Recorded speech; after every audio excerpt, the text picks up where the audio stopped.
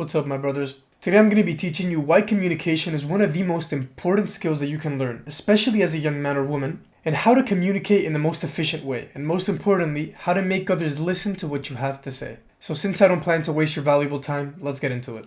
So as I stated previously, learning to communicate your ideas efficiently is probably the most important skill that I can think of. And that's because communication spans to all other skills, like content creation, selling, networking, having good relationships, and moving people emotionally. It's a skill that's far more important than what we usually give it credit for. And with today's lesson, I plan to make you understand what made history's greatest speakers so good at their craft, and how you can start moving people like they did. To start this off, I've put 4 great speakers on the board. Even though 2 are slightly similar with Imam Ghazi and Hamza, the 4 are very different types of speakers. Imaginative and technological and Steve Jobs. 2 are more seductive and almost trying to convert you into their ideologies like Imam Ghazi and Hamza.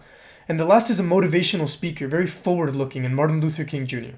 And now while the way that they speak and the topics that they speak about are completely different from one another, they still all have something in common. And that is what made them so great in the first place. And it's that they fill you with hope. They fill you with belief. They promise you a result from listening to what they have to say, and then they deliver how to get this result. It's like any YouTube video you've ever clicked on, but you probably just don't think about it. Someone promises you that you can reshape your life in 3 steps, and then they deliver the promise with the video. And that's why you listen to what they had to say. Because if they told you that you were going to fix your life in 3 steps and started talking about who sponsored them for the first minute, you'd probably skip it and not hear what they have to say. And this is because we're all selfish. Think about you scrolling down Instagram. You'd probably scroll by certain things, and the things that you would stop at are the things that interest you, the things that would keep you entertained, the things that would give you some sort of knowledge. But after all, it revolves around you, about what does it give to you? How does it help you? When you're trying to make someone listen to you, you have to stop being selfish. You have to take into account what the other person wants. What do they want to learn from this video? What do you want to learn from this lesson? At the beginning of the lesson, I told you what I planned to make you learn from the beginning to the end. I made you a promise, and now I'm delivering the promise by teaching you how to do it step by step. Because if not, you probably would have already clicked off at this lesson. We always want to know what's in it for us. We wouldn't buy something if there was nothing in it for us. We wouldn't watch a movie if we weren't going to be entertained. So if you're trying to speak to someone and explain to them something that they don't think they're going to get anything out of, then I'm sorry, but they're not going to listen to you. So take advantage of this. Make an offer that they can't possibly refuse when you promise them something. If I tell you that by simply watching a 10-minute video, you can know how to turn your physique into a Greek god's physique, then you can't possibly refuse that offer. I'm offering so much value in that 10-minute span that it would simply be stupid to refuse what I'm giving you. So when you're trying to make someone listen to you, make sure that they have a reason to do so. That you don't just think they should listen because of the knowledge that you have. You have to purposefully go out of your way and make sure that you give them a reason to stay engaged with what you're saying. Now I'm going to give you a tangible example so you can really understand what I'm saying. Let's say I'm a salesman and I'm trying to sell you a book with fat loss recipes inside it. In example A, I come and I pitch you the book and I simply tell you how great the fat loss recipes are, how much work went into them, how I spent a lot of time developing this book with recipes in it. You might think, oh cool, maybe it's convenient for you, maybe you buy it, but it's not very likely that you buy something like this. Now, in example 2, I pitch you that same book, but instead of making you listen to me because of all the work that I put into developing these recipes, I'm making you listen because of the result that you're going to get. I'm selling you this book because of the physique that you're going to have after you use these recipes. Because that interests you much more. Having the physique and having the self-confidence that comes with it interests you much more than the work that I put into making these recipes. Think about it like I'm not speaking in terms of what I created. I'm speaking in terms of what you want, which ultimately keeps you more engaged in the conversation and makes you actually listen to me. And the thing is, if you get into the habit of this, of promising someone something, and then delivering on your promise, and offering them some sort of value, then not only will they listen to you that certain time, they'll come back and they'll listen to you more often because you promised something and you delivered on that promise. And be it consciously or subconsciously, they realize that. And the next time that you offer them a promise, for example, in my case on YouTube, if I make you a promise with a thumbnail and a title, the last time I delivered on the promise, so this time I'm probably going to deliver too. And because of that, they'll keep listening. And this is how you create loyalty, be it brand loyalty, be it subscriber loyalty, anything. And going on to the common mistakes that I see of people when they speak, is first off giving too much importance to what they deliver or what they created. And this is like the example of the book with the fat loss recipes. If I give so much importance to the work that went into creating these recipes, you don't give a fuck. You want something yourself. You want the better body. You want the healthier lifestyle. You don't care about the work that I put into creating the book.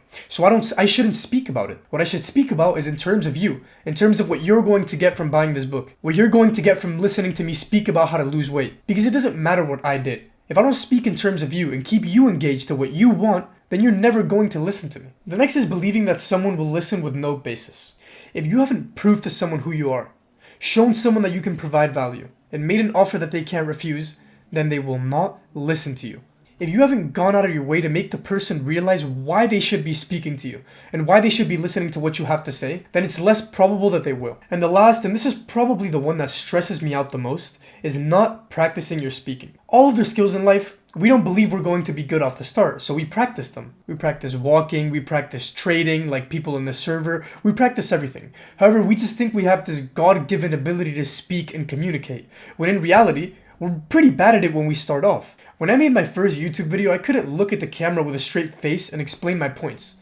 Because I was too nervous, I was too awkward, I couldn't handle pauses, I didn't know what body language to have. And over time, as you practice and as you develop your skills in communication, you start to deliver your message with much more clarity and make it easier for someone to listen to you. And now finally, I want you to contrast these two, Martin Luther King and Imam Gadzhi. It seems pretty weird to have them side by side. And I want you to understand that both are great speakers. Martin Luther King got the entire world to listen to him.